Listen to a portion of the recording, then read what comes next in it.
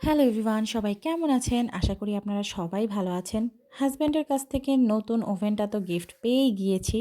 তো এখন হচ্ছে পালা আপনাদেরকে এই ওভেনটাতে আমার ফার্স্ট কিছু একটা রেসিপি বানিয়ে দেখা। যেহেতু প্রথম রেসিপি বানাচ্ছি তাই আপনাদেরকে তো অবশ্যই সঙ্গে রাখতে হবে। তো ফার্স্টে এখানে আমি একটুখানি মিল্ক, তার ভিতর ২ টা ডিম নিয়ে একটুখানি ফেটে নিচ্ছি। আর তারপরে দিয়ে দিলাম হচ্ছে ১ কাপ পরিমাণ ময়দা আর ইউজ করছি ভ্যানিলা এসেন্স। যত বড় হচ্ছি কেন জানি না বাসায় বানানো কেকের ফ্লেভারটাই আমার বেশি পছন্দ। ভ্যানিলা এসেন্সটা দিতে চাইনি, তবুও হালকা একটু দিলাম। আর দিয়ে দিলাম ১ চিমটি বেকিং সোডা। খুবই অল্প দিলাম কারণ যেহেতু এটা আমার ছোট্ট বেবিও খাবে। বেকিং সোডা যত অল্প দেওয়া যায় ততই ভালো।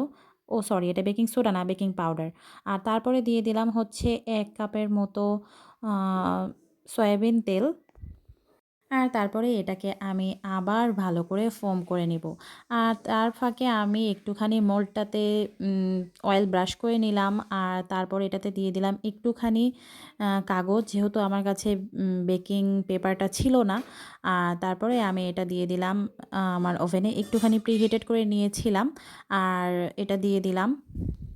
যতক্ষণ পর্যন্ত কেক হচ্ছে ততক্ষণ আমি আমার যেই রেসিপিগুলো দেওয়া ছিল সেগুলোর ইনস্ট্রাকশনগুলো দেখছিলাম পড়ে যে কী রেসিপি আছে।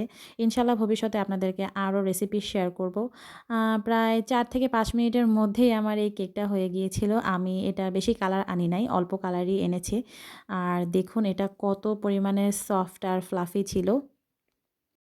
অ্যান্ড আলহামদুলিল্লাহ এটা খেতেও বেশ মজাদার ছিল। এত অল্প সময়ে হয়ে গিয়েছে।